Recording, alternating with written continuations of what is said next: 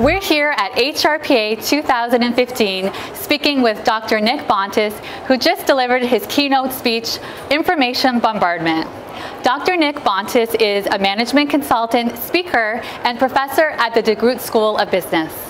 The presentation is really an extension of my book with the same title, Information Bombardment.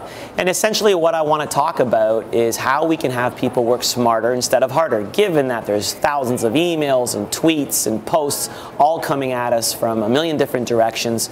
So essentially the main thrust of the presentation was to give some people some tips and tools to be able to get home at a reasonable hour and essentially, bring back that work-life balance that everybody's yearning for.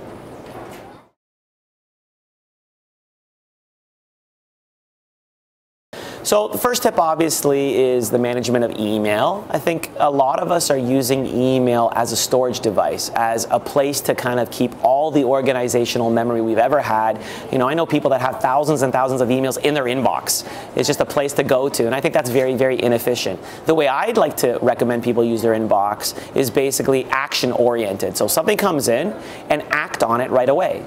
If there's nothing to do, delete it. Get it out of your face so it's not bothering you. If you need to act on it, act on it right away. If you can't act on it right away, put it in a folder that reminds you to act on it as soon as possible. But essentially, the trick here is have as small an inbox as possible. That way you also get motivated because you're getting some jobs done. The second tip would be with regards to alerts. Google Alerts is a perfect example because what we want people to do is basically get information faster than anybody else. That's one way to develop an inimitable advantage for yourself. So instead of going to Google and looking for, let's say, employee engagement, have employee engagement alerted to you every day. So any website with the word employee engagement on it will come to you every morning and you'll have that information before anybody else. And the third tool that I recommended to the audience was going to my website, nickbontis.com, and going to the online games section so that you can do your free knowledge absorption test. That way you can diagnose yourself to see whether or not you're above or below average. And the reminder for everyone is that the average reading rate or knowledge absorption rate is 200 words per minute for an Anglophone. And if you're higher or lower, there's some tips and tools and other games and exercises you can use on the website to help improve your capability.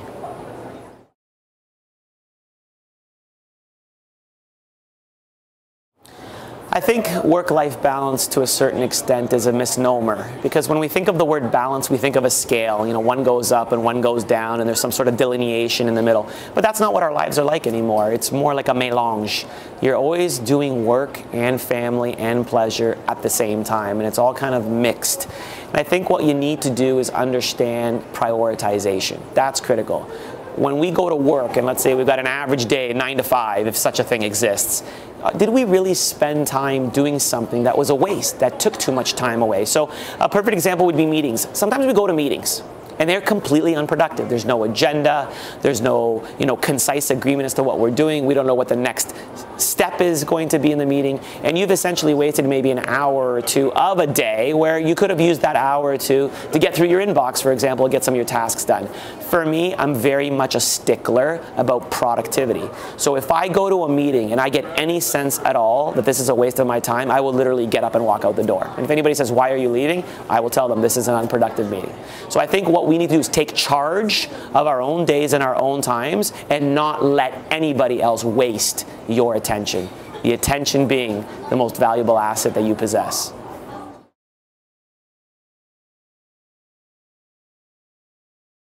I think the one last thought is this understanding that we need to continue to fight for the optimal allocation of scarce resources.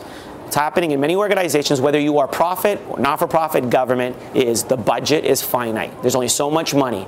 And lines of business, finance, accounting, sales, marketing, IS, everybody is shooting for a slice of that pie. HR, in my opinion, has historically been timid to have that fight. We need to understand that it's very important for HR to get as much of that pie as possible, because if we don't, it'll be very easy for the organizational culture to tick away and chip away at the little slice that we're getting already until there's really nothing left. We deserve as much of that pie as possible.